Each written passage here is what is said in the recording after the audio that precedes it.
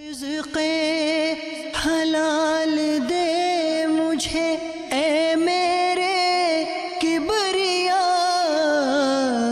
دیتا ہوں تجھ کو واسطہ تیرے حبیب کا، دیتا ہوں تجھ کو واسطہ تیرے حبیب کا۔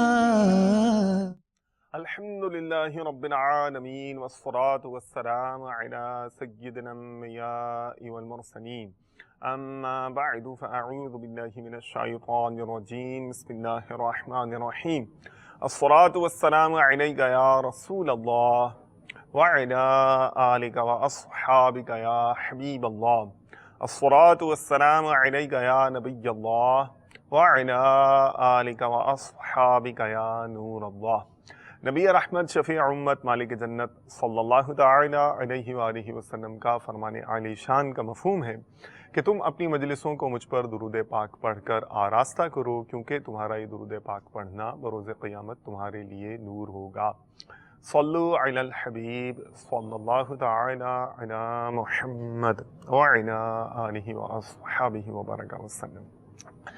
مدنی چینل کا وہ سلسلہ جو ٹریڈ، کامرس، انڈسٹری، پروفیشنز کو، صنعت، حرفت، مختلف قسم کی مارکیٹس کو کور کرتا ہے۔ شریعت مطہرہ کی ہمیں بہت پیارے پیارے مدنی پھول بطور خاص ان امور سے متعلق ملا کرتے ہیں۔ جی ہاں، احکام تجارت کی اگلی ایپیسوڈ لے کر ایک بار پھر حاضر خدمت ہیں۔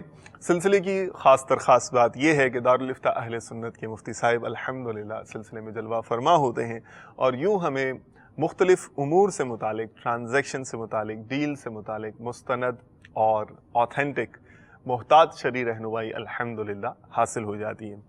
تو مفتی صاحب کو خوش آمدید کہتے ہیں سلسلے میں، اہلاً و سہلاً و مرحباً۔ آپ کو بھی خوش آمدید کہتے ہیں۔ اہلاً جزاک اللہ خیر۔ اور یہ بھی ساتھ ساتھ عرض کرتا چلیں کہ آپ کے ذہنوں میں مختلف ٹرانزیکشن سے متعلق، ڈیل سے متعلق کوئی الجھن ہو سکتی ہے، آپ کو تشنگی ہو سکتی ہے، نہیں بھی ہے تو بڑھانی چاہیے تشنگی۔ علم دین تو ایسی زبردست اور مبارک چیز ہے کہ ہمیں مختلف امور سے متعلق اپنی علمی معلومات کا جو نالج بیس ہے اسے وسیع کرتا رہنا چاہیے۔ تو چلیے سلسلے کو آگے بڑھاتے ہیں، آپ کو زیادہ بیتاب نہیں رکھتے اور مفتی صاحب کی طرف آپ کو لیے چلتے ہیں۔ مفتی صاحب، جو یہ ہمارا ہے دور موجودہ، تو مختلف ماڈلز ایوالو ہوتے رہتے ہیں، نئے نئے طریقہ کار بزنس کرنے کے، اور مختلف قسم کے سودے جو ہے نا اس کے نئے نئے نمونے ہمارے سامنے آتے رہتے ہیں۔ کسی میں کیا سٹیپس ہوتے ہیں، کسی میں کیا پروسیجرز ہوتے ہیں، بعض اوقات ماڈلز بدل لیے جاتے ہیں، بعض اوقات نام بدل لیے جاتے ہیں، اور حقیقت پیچھے جو ہے وہ سیم رہتی ہے۔ تو ملٹی لیول مارکیٹنگ کا ایک ایسا، یعنی ہم کہنا چاہیے کہ یہ ایک ایسا موضوع ہے یا ایک ایسی فیلڈ ہے کہ اس سے متعلق دنیا کے مختلف خطوں میں اور ہمارے پاکستان میں بھی یہ نام بدل کر، انداز بدل کر یہ چیز سامنے آتی رہتی ہے۔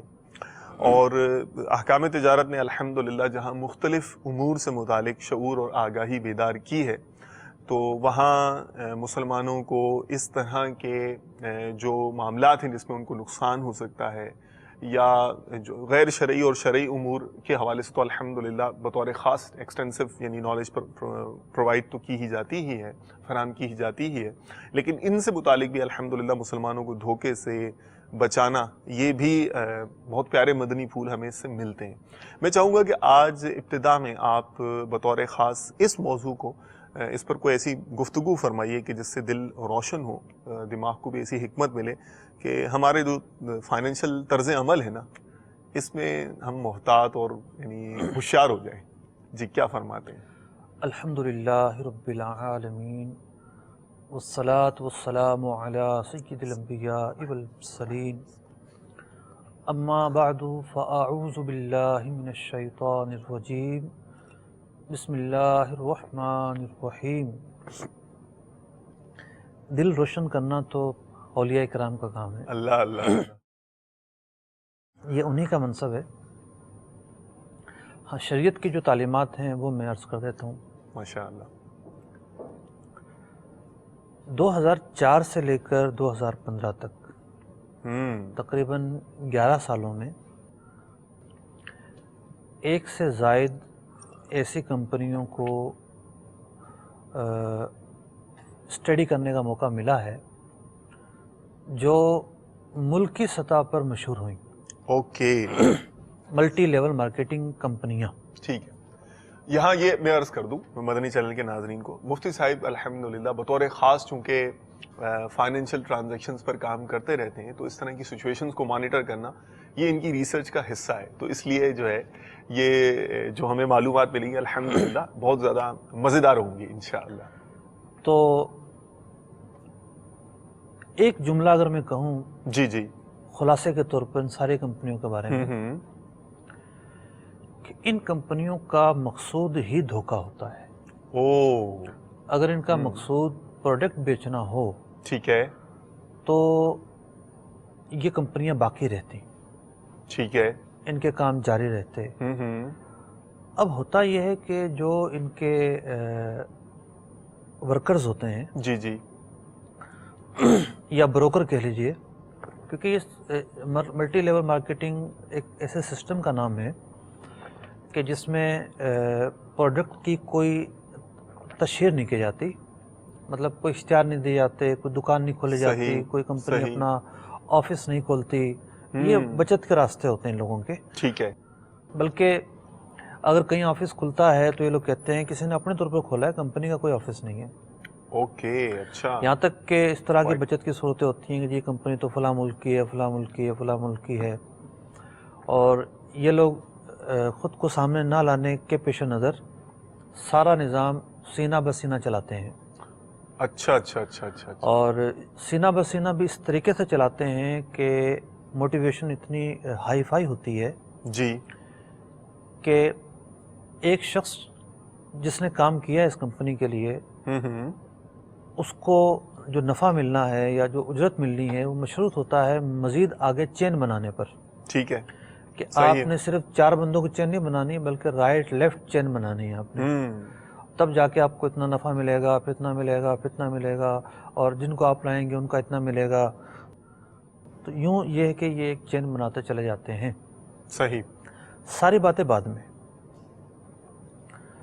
यानी 100 सुनार की 1 लोहार की अगर हम करें जी, मुझसे जो भी शख्स इस तरह की कंपनी के बारे में पूछता है, या कुछ लोग ऐसे होते हैं कि जो बहुत अंदर उतरे होते हैं और वो कहते हैं हमें कोई रास्ता दिखा दें, हम जिस तरह कहेंगे वो करेंगे, ठीक है, तो मैं तो एक जुमला कहता हूँ, अच्छा, अगर आपके पास हुकूमत से इस तरह की कंपनी चलाने का लाइसेंस है तो आ जाएं, बैठ जाते हैं, ज़रूर कोई ना कोई सूरत निकाल लेंगे। अल्लाह अल्लाह अल्लाह। ये जुमला सुनकर आज तक कोई वापस नहीं आया।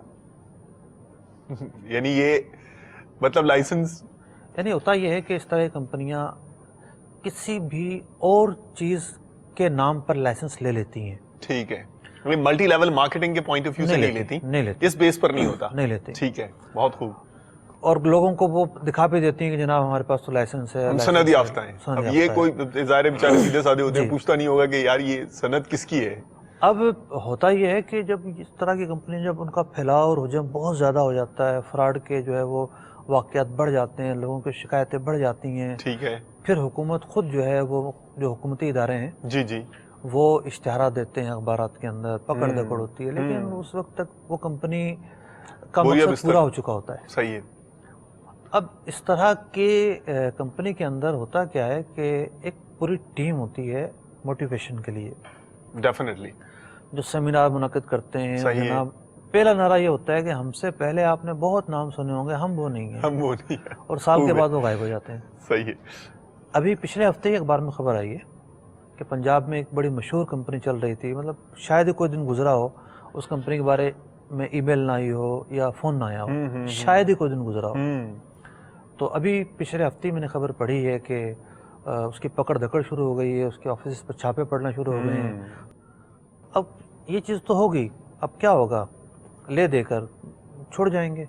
लेकिन जो हज़ारों लोग इन्वॉल्व होते हैं, उनके जो पैसे बाउंड होते हैं और जो सुहाने सपने उन्होंने दिखाए होते हैं, सही है, कि जनाब ये चेन तो यूँ चलेगी और यूँ चलेगी, कोई साबित करके दिखाए कि किसी कंपनी की चेन 1 साल से ज़्यादा चली हो। अल्लाहु अकबर, اللہ اکبر. कंपनी का मैंने अर्ज किया ना, मकसूद धोखा होता है. सही. वो सिर्फ अपना पैसा बनाने के चक्कर में लोगों को वक्ती तौर पर नफ़ा देती है, ठीक है, और फिर गायब हो जाती है. सही. अच्छा, यूरोप वगैरह में भी इस तरह की कंपनियां हैं. पहले तो मैं अर्ज़ करता चलूँ कि ये मल्टी लेवल मार्केटिंग जो है, मैंने जो मालूमात की हैं मुख्तलिफ लोगों से, जिस तरह यहाँ काम करती हैं यूरोप में उन पर बैंड है. इस तरह वो काम कर ही नहीं सकती. ठीक ठीक. फिर वहाँ तो ये उसूल है, और ख़ुद अमारात में भी मैंने ये देखा है कि अगर किसी ने पान का खोखा भी लगाना है ना, जी जी, तो वो लाइसेंस लेगा. ओके, हुकूमत से लाइसेंस लेगा. ठीक है. यहाँ तक कि रियल एस्टेट, अब मेरे जानने वाले हैं वो रियल एस्टेट का काम करते हैं किसी बार के जी में. जी जी. तो मुझे बता रहे थे कि जनाब वो मैंने जो ना कोर्स पास कर लिया और बड़ी जल्दी पास कर लिया, लोग तो उसमें रह जाते हैं. मैंने किस चीज़ का कोर्स? चलेंगे रियल एस्टेट ब्रोकर का कोर्स. खूब है. यानी जो जिस फील्ड में जाकर मार्केटिंग करना चाहता है, मतलब वो काम करना चाहता है, उसकी तरबियत ले. जिसे हमारे यहाँ जो है ना वो तालीम से बहुत दूर समझा जाता है, जी जी, उसकी एक तालीम रखी गई है. उसके बाद फिर उसको लाइसेंस दिया जाता है, उसको समझाया जाता है कि ये काम आप कर सकते हैं, ये काम नहीं कर सकते. हदूद होती हैं. तो वहाँ ये काम बैंड है. अच्छा, वहाँ ये है कि कुछ कंपनियाँ ऐसी हैं कि जो रियल बेसिस पर काम करती हैं. ये इससे क्या मुराद है मुफ्ती साहब, आप यानी वो इस तरह की जो हमारे यहाँ पाकिस्तान में चल रहा है कि जी जी, निरा धोखा ही उनका मकसूद होता है. Okay okay. वहाँ ये होता है कि जैसे मिसाल के तौर पर गैस और बिजली है, जी जी, इसके जो लाइसेंस हैं, इसकी जो वो है कंपनियां हैं, वो एक नहीं है. ओके. तो हमारे एक कंपनी है जी, ठीक है, हम उसके गुलाम हैं, और वो जो रेट बढ़ाए कम करे जो कुछ भी करे वो सफ़ेद स्याह के मालिक है. ठीक. यूरोप में ऐसा नहीं है. वहाँ कंपटीशन है. बहुत सारी कंपनियां हैं, गैस प्राइवेट प्रोवाइड करने वाली भी, बिजली प्रोवाइड करने वाली भी. ओके. अब मुख्तलिफ लोग इन कंपनियों के ब्रोकर हैं. ठीक है. तो अब यहाँ ये जो सिस्टम है, सही या गलत वाली बात बाद में करूँगा, इसका मकसूद धोखा नहीं है. सही. लोगों ने सर्विसेज लेनी है, इनके ब्रोकर हैं, और वो मुख्तलिफ लोगों को लेकर आते हैं. मतलब एक पर्पसफुल ऑब्जेक्टिव है हाँ, उनका. मैं ये इसलिए अर्ज कर रहा हूँ कि ये मसला भी उन ममालिक से आया है. अच्छा अच्छा अच्छा. लेकिन अब ये है कि मजीद उनका क्या तरीका कार है, उनके प्रोसीजर में कुछ शरई खराबी हो, नुमाइंदे ठीक बनाते है. हैं. तो जी जी, उसको एक साहब आए थे, तो मैंने उनसे कहा था कि आप हमें पूरी उसकी जो भी कागजी कार्रवाई वो दिखाएं. हम सुनी सुनी बातों पर जो है फतवा जारी नहीं करते. माशाअल्लाह. तो उसके बाद वो पलटे नहीं. लेकिन ये अर्ज़ कर दूं कि थोड़ा सा फ़र्क है, लेकिन कोई उनके लिए हम वो नहीं कर रहे कि जनाब जायज़ एंडोर्स नहीं कर रहे अभी आप. ठीक है, माशाअल्लाह. देखा जाएगा क्या जी तफसीलात जी हैं. जी. लेकिन जो यहाँ कंपनियां काम करती हैं उनका मकसूद ही धोखा होता है. अब होता ये है कि बस महज नफ़े के चक्कर में लोगों की आंखें वक्ती तौर पर बंद हो जाती हैं. उन्हें समझाया जाता है, बताया जाता है, वो नहीं सुनते. अब हमने वो तो गुफ्तगू की नहीं अभी कि खराबियाँ क्या हैं, शरीयत वर्द खराबियाँ क्या हैं. सही सही. खराबियाँ तो बहुत सारी हैं. दारुल इफ्ता अहले सुन्नत से मुख्तलिफ इस तरह की कंपनियों के बारे में फतावा शाया होते रहते हैं वक्तन फ़वक्तन, तो वो पढ़े जा सकते हैं. लेकिन ये है कि एक तमहीदी तौर पर उस पर जो तवज्जो दिलाई आपने, वो माशाअल्लाह, डाल दी है. इसके मुतालिक एक सवाल मुफ्ती साहब मैं आपकी खिदमत में पेश करूंगा, लेकिन पहले कॉल्स हम शामिल करेंगे, और वो सवाल आपकी खिदमत में भी अर्ज़ कर देता हूँ, वक्त मुनासिब पर जवाब आप दे दीजिएगा. वो ये है कि अमूमन यानी इस तरह के जो मॉडल सामने आते रहते हैं, बार बार इसका नारा लगता है एक मखसूस वक्फे के बाद. आपने स्पैन भी बताया, जो अपने जो आपकी मॉनिटरिंग जो चलती रही अपनी रिसर्च के सिलसिले में, तो ऐसा ये लोग क्यों यानी इसका शिकार हो जाते हैं? Why they do fall prey of these types of companies? ये आप मुख्तलिफ मुनासिब पर बयान कीजिएगा, लेकिन मैं पहले नहीं चाह रहा कि कॉलर कर दूं. असल में होता है कि इस तरह के काम पार्ट टाइम किए जाते हैं. ठीक. कुछ लोगों की PR बहुत ज़्यादा होती है, ताल्लुकात बहुत ज़्यादा होते हैं, तो इस तरह की कंपनियां उन लोगों पर पहले हाथ रखती है. ठीक है. तो लोग ये चाह रहे होते हैं कि हम अपना जो भी काम कर रहे हैं उसके साथ साथ थोड़ा सा ये भी शुरू कर दें. सही तो एक लालच जो है वो उस तरफ लेकर आती है. अगर ये काम जायज़ हो तो ठीक है, अच्छी बात है, कोई नाजायज़ का सबब नहीं हो सकता. लेकिन इस तरह के कामों में चूँकि गैर शरई मामलात पाए जाते हैं, सही, और जो वाक़यात हैं वो भी इसको साबित कर रहे हैं. बहुत खूब. 2 कॉल्स के सेट पहले लेंगे, और उसके बाद जवाब लेने के बाद फिर इंशाअल्लाह मज़ीद 2 हम शामिल करेंगे. जी, हमारे पहले कॉलर आज के कौन है, क्या कह रहे हैं? میں کراچی سے بول رہا ہوں، اور میرا مسئلہ یہ ہے کہ آج کل طلاق کی شرح کافی زیادہ بڑھ رہی ہے، اور اس بنا پر لوگوں نے حق مہر تقریباً لاکھوں میں رکھ دیا ہے۔ تو اس کی وجہ یہ ہے کہ تاکہ طلاق کے مسائل جو ہیں ان کو روکا جا سکے، تو کیا ایسا کرنا جائز ہے؟ اور نکاح نامے میں یہ بھی لکھایا جاتا ہے کہ لڑکی کو ماہانہ تقریباً 5,000 10,000 روپے دیے جائے، تو کیا اس طرح سے لکھوانا جائز ہے یا نہیں؟ جواب عطا فرما لیں۔ کوائٹ مالیات سے متعلق یہ سوال ہے، لے لیتے ہیں۔ چلیں ٹھیک ہے، نیکسٹ۔ یہ جو آج کل کمیشن پہ پراپرٹی ڈیلر کا کام ہو رہا ہے، زمینوں کا کاروبار، اس کے متعلق پوچھنا تھا کہ بندہ ایک گاہک لے کے آتا ہے اور وہ دونوں طرف سے کمیشن لیتے ہیں، وہ چیز جائز ہے؟ یا مکان ہم لوگ کرائے پہ چڑھاتے ہیں تو اس پہ وہ بھی مالک مکان کو کرایہ دار لا کے دیتا ہے بندہ، وہ بھی کمیشن لے سکتا ہے؟ یہ دو صورتیں جائز ہے؟ ٹھیک ہے جی، ابھی پوچھ لیں، آپ ہمارے ساتھ رہیے انشاءاللہ۔ ذہن میں ہے کہ جو ہاؤسنگ اسکیمز اور وہ جو پلاٹنگ اسکیمز ہوتی ہیں پلاٹ کی، اس کے متعلق بھی جو ہے نا ریلیونٹ میرا خیال ہے کہ ہوگا کہ انشاءاللہ مفتی صاحب سے کچھ مزید جو ہے مدنی پھول رہنما اصول جو ہیں وہ حاصل کر لیں گے۔ پہلے والے میں جو اسلام بھائی نے کہا کہ طلاق کی شرح کو روکنے کے لیے اونچا حق مہر رکھنا، تو کیا واقعی یہ اسٹریٹجی جو ہے نا وہ کامیاب ثابت ہو رہی ہے، اور ماہانہ اتنا خرچ یا اتنے پیسے دیے جائیں گے؟ تو اس میں میرا خیال ہے کہ بطور یعنی سوشل سائنٹسٹ کے بھی، اور آپ کا جو مشاہدہ ہے، جو معاملات تو ظاہر آتے رہتے ہوں گے آپ کے، اس کا بھی دخل ہے، اور ساتھ میں جو شرعی رہنمائی ہے وہ بھی آپ عطا فرما دیجیے۔ دوسرے سوال کا جواب پہلے دے دیتا ہوں۔ جی سر ہے اچھا کہ ماہانہ اتنا نفقہ دیا جائے گا، جی جی اس کی گنجائش تو ہے ٹھیک ہے کہ میاں بیوی جو ہے کسی نفقے پر اگر وہ کر لیں، ایگری کر لیں، اتفاق کر لیں ٹھیک ہے، کہ اتنا نفقہ ہوگا، تو وہ شوہر کے ذمہ اب قرض ہونا شروع ہو جائے گا۔ او ٹھیک، لیکن یہ جواز کی حد تک ہے کہ اس کی گنجائش ہے، صحیح، لیکن ایسا کرنا ضروری نہیں۔ ٹھیک ہے، شوہر کی جو بنیادی ذمہ داری ہے وہ یہ ہے کہ عورت کو گھر فراہم کرے رہنے کے لیے۔ ٹھیک ہے، گھر سے مراد ہے ایک کمرہ۔ اوکے اوکے، جب یہ الگ ہونا ضروری ہے، اگر وہ مطلب کہ کمبائن جوائنٹ فیملی میں رہتا ہے، جی جی، تو جوائنٹ فیملی میں رہتے ہوئے ایک کمرہ بھی اگر اس نے پرووائڈ کر دیا ہے تو یہ کافی ہے۔ اوکے اوکے، دوسری ذمہ داری ہے عورت کے کپڑے، صحیح، تیسری ذمہ داری ہے اس کا کھانا پینا۔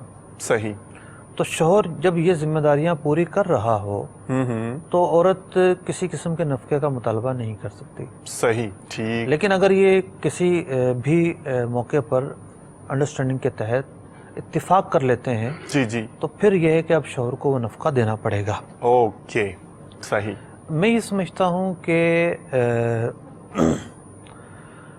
اس طرح کے معاملات کے اندر جی جی، شوہر کو اس طرح کا پابند بنا دینا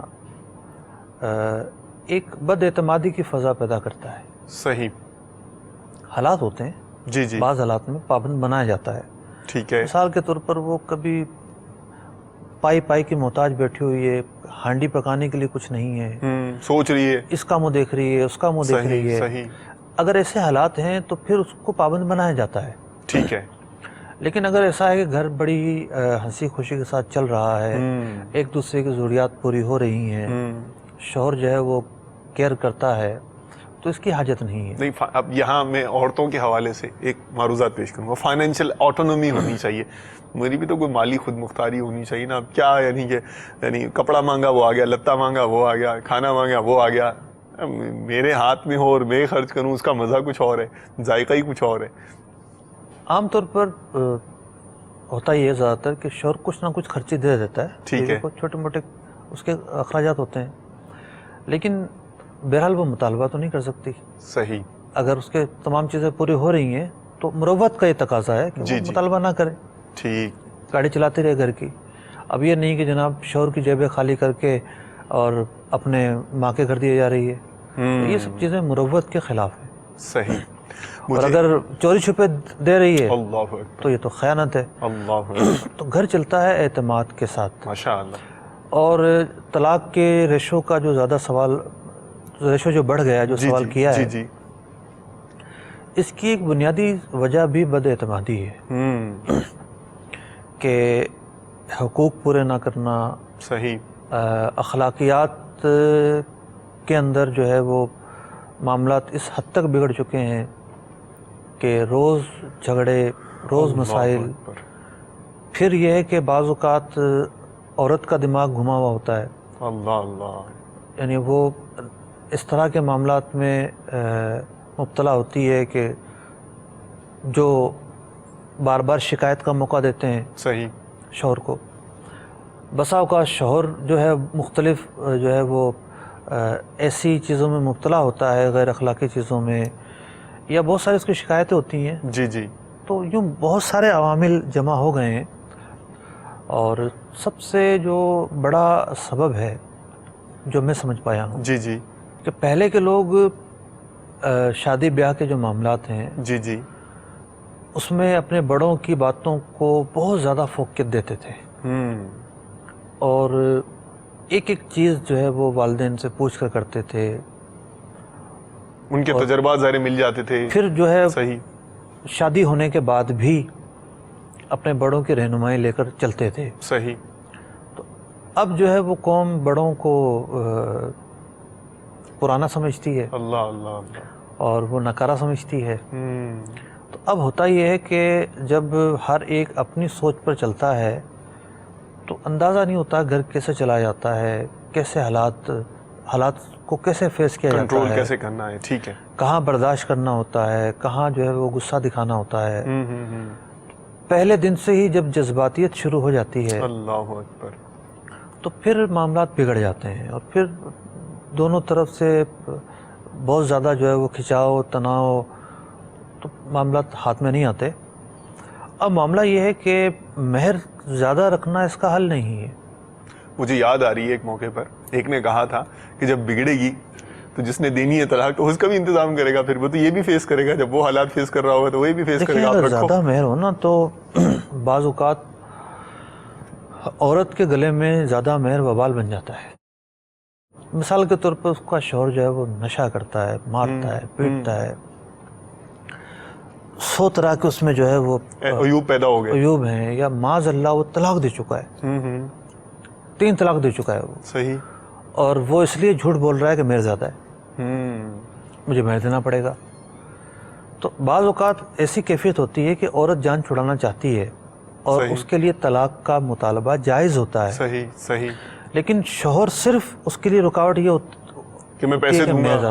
صحیح ہے. اچھا، خلا کا راستہ موجود ہے، عورت مہر چھوڑ کر خلا لے سکتی ہے، لیکن بس ایک معاشرے کی ایسے تقاضے ہو گئے ہیں کہ لوگ سمجھتے ہیں کہ لو جی ہم نے اس کا جو ہے نا وہ مہر معاف کروایا ہے تو ہماری شان کم ہو جائے گی. اللہ.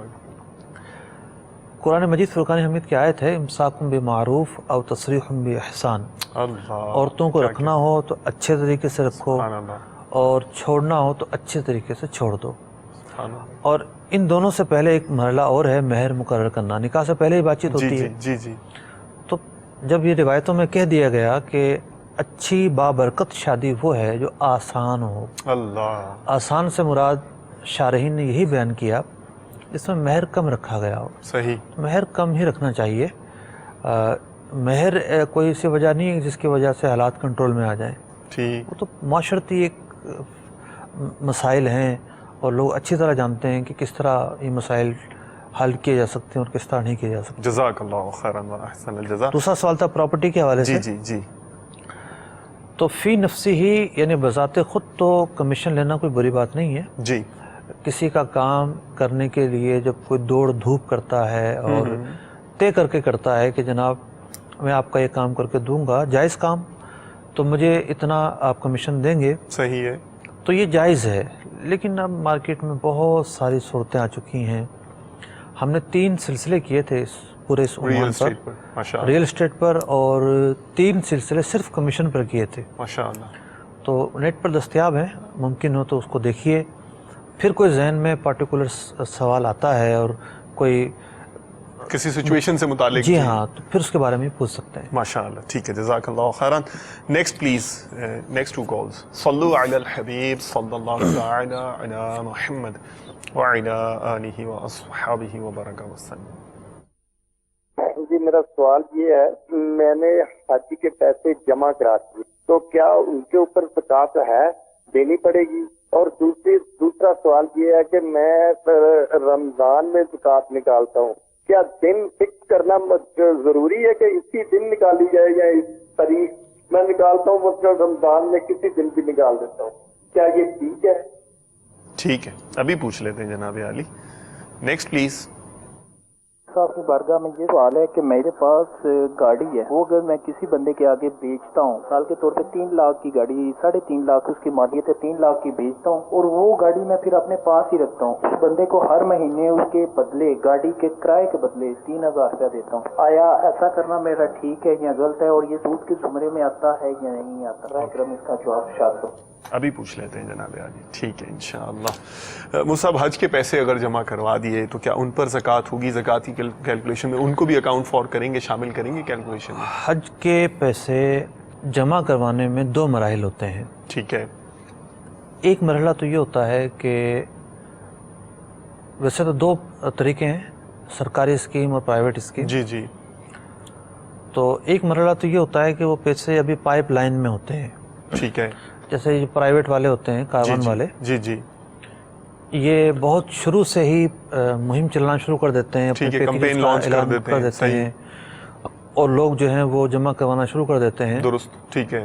لیکن جہاں جمع کروانے ہیں یہ بہت بعد نہیں میں پہنچ ہوتے. ٹھیک ہے. بہت بعد میں کرواتے ہیں. Okay okay. اور اس سے پہلے کوئی شخص جو ہے نا اپنا پیکج واپس بھی لے سکتا ہے. ٹھیک. کوئی مسئلہ ہو گیا، یہ ہے یا وہ ہے، رقم واپس دے دیجیے. واپسی کی صورتیں ممکن ہوتی ہیں. Okay okay. پھر ایک صورت یہ ہوتی ہے کہ اب وہ دروازہ بالکل بند ہو گیا. اب اگر واپسی مثال طور پر کسی کا انتقال ہی ہو جاتا ہے یا کوئی ایسی سچویشن ہو جاتی ہے تو پھر ایک باقاعدہ ایک قانونی مراحل سے گزرنا پڑتا ہے. اور اب مجھے تفصیل نہیں پتا کیا کیا معاملات ہوتے ہیں، لیکن اتنا پتا ہے کہ اب واپسی جو ہے نا وہ کے لیے بڑے ہی جتن کرنے پڑتے ہیں. ٹھیک ہے. جب تک وہ رقم پائپ لائن میں ہے اور وہ جو متعلقہ جن سے سروسز لینی ہے انہوں نے وہ نہیں لیں، جی جی، یا ان میں پیسوں کی ادائیگی نہیں کی انہوں نے، تو اس وقت تک تو وہ قابل واپسی ہی سمجھ میں آتے ہیں. صحیح. لیکن جب وہ مرحلہ آ گیا کہ اب وہ قابل واپسی اتنی جلدی نہیں ہوتے، وہ آگے دے چکے ہوتے ہیں، تو پھر یہ سمجھیے کہ آپ نے مختلف سروسز حاصل کی ہیں. مثال کے طور پر کمپنی نے جو ہے وہ ایئر لائن ٹکٹ بک کروا لی ہے، صحیح، جو ہاؤسز ہیں یا ہوٹلز ہیں وہ بک کروا لیے ہیں، اور جو حکومت کی فیس ہے وہ ادا کر دی ہے، تو وہ پیسے جو ہے وہ لگ گئے. اب صحیح ہے. تو اب جو اس کی ملکیت ہے وہ عارضی طور پر ختم ہو گئی ہے. ٹھیک ہے. ٹھیک. جیسے کوئی شخص جو ہے وہ ایڈوانس کرائے کے مد میں مکان کا کرایہ دے دیتا ہے، جی جی جی یہ ایڈوانس رکھ لیجیے 5 مہینے کا. ٹھیک ہے. تو دیکھا جائے تو اس کی وہ مدت، اس کی ملکیت سے وہ رقم چلی گئی ہے. ٹھیک. اب 2 مہینے بعد ان کا ایگریمنٹ ختم ہو جاتا ہے، تو جو بقیہ 3 مہینے کے پیسے تھے وہ واپس مل جائیں گے. صحیح. تو یہی صورتحال یہاں پر ہے. تو اب یہ فیصلہ کریں گے کہ کس موقع پر ان کے پیسوں کی کیا پوزیشن ہے. صحیح. پہلی والی پوزیشن ہے تو رقم ان کی ہی کہلائے گی، دوسری پوزیشن ہے تو ان کی نہیں کہلائے گی. صحیح. اب آ جاتے ہیں دوسرے سوال پر، زکوٰۃ کس دن نکالنی ہے. یہاں مصعب میں چاہوں گا ایک جملہ پہلے اور شامل کر دیں. پہلی صورت میں زکوٰۃ کی کیلکولیشن میں وہ رقم شامل کریں گے جب یہ زکوٰۃ کی کیلکولیشن کر رہے ہوں گے.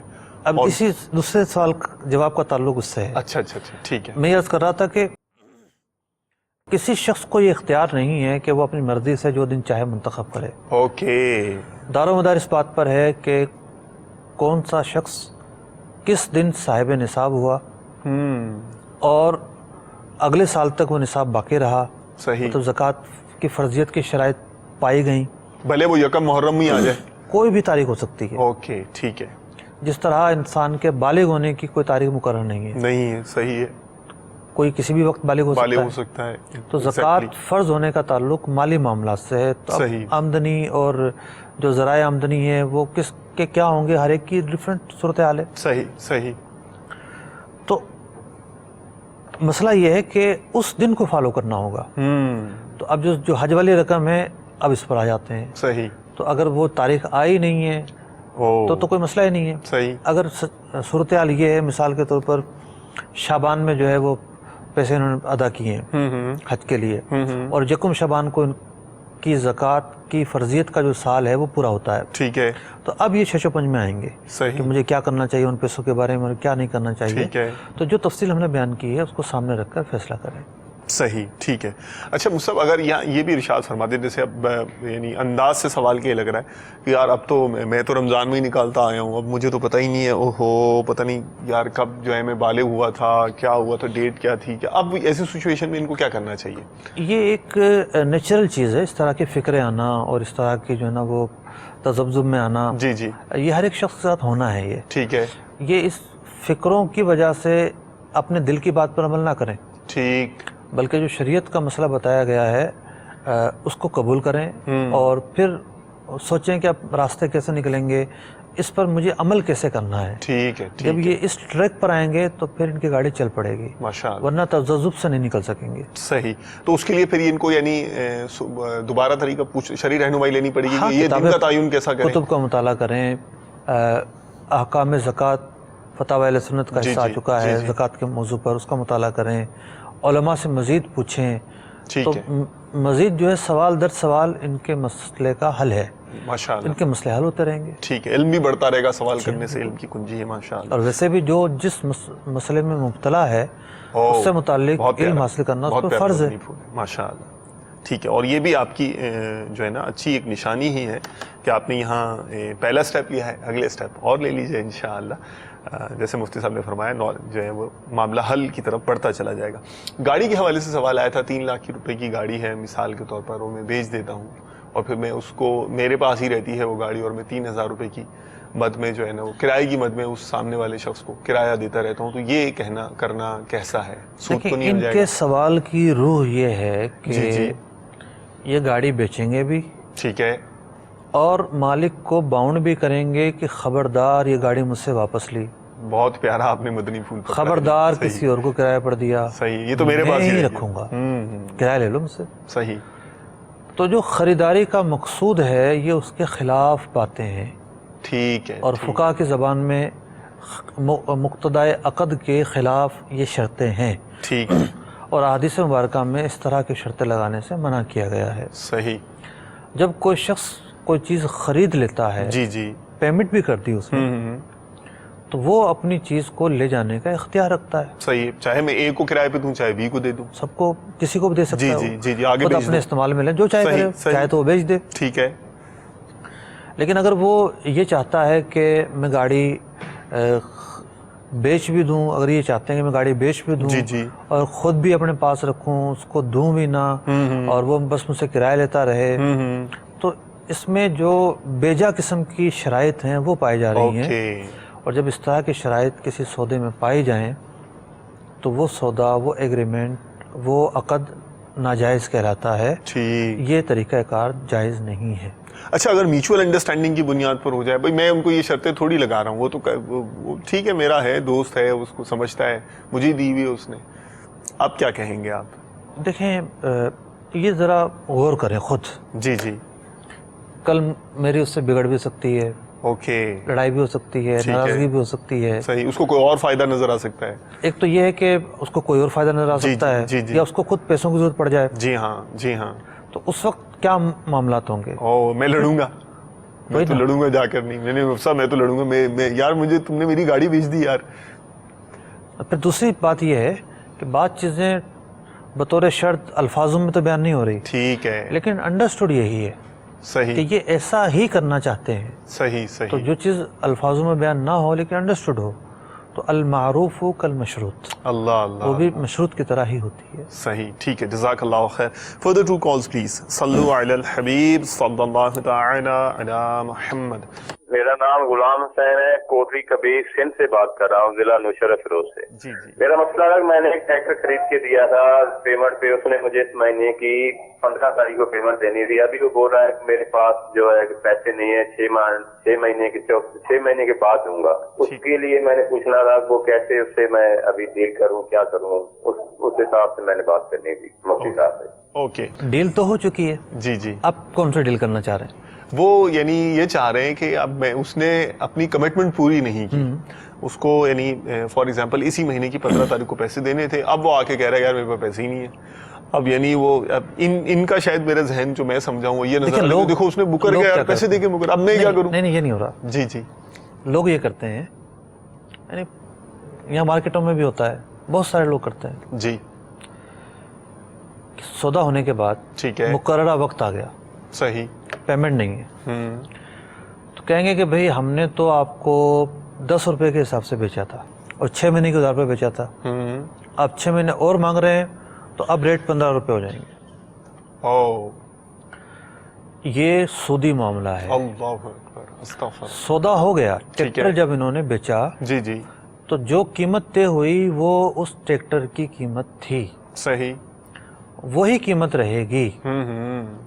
اگر سودا کینسل کرنا چاہتے ہیں تو کینسل کر دیں، دونوں کی رضامندی ضروری ہے۔ صحیح، جو پیسے لیے ان کو دے دیں، کوئی اور گاہک ملتا ہے تو ان کو بیچ دیں۔ ٹھیک ہے، یہ نہیں ہو سکتا کہ یہ مزید کوئی نیا معاہدہ کریں اور پیسے بڑھوائیں، ٹھیک، کیونکہ اب پیسے ٹریکٹر کے نہیں بڑھیں گے، اب پیسے ٹائم اور پیریڈ کے بڑھیں گے۔ ٹائم اور پیریڈ کے بدلے میں جو پیسے لیے جاتے ہیں، خالص ٹائم اور پیریڈ کے بدلے میں، جی جی، وہ سودی معاملہ ہوتا ہے۔ اللہ اکبر، اب یہ احسان سے کام لیں، ایسا ہو جاتا ہے، مطلب ایک اچھا خاصا کھاتا پیتا آدمی بھی جو ہے وہ بعض اوقات اس کا ہاتھ تنگ ہو جاتا ہے، جی جی جی جی، تو اس موقع پر احسان سے کام لیں، ان کو مہلت دیں، موقع دیں، اس پر بھی یہ اجر و ثواب کے مستحق ہوں گے۔ جزاک اللہ خیراً و احسن الجزاء۔ اگلے ایپیسوڈ میں انشاءاللہ مزید مدنی پھول لے کر پھر حاضر ہوں گے۔ رزق حلال دے مجھے اے میرے کبریا،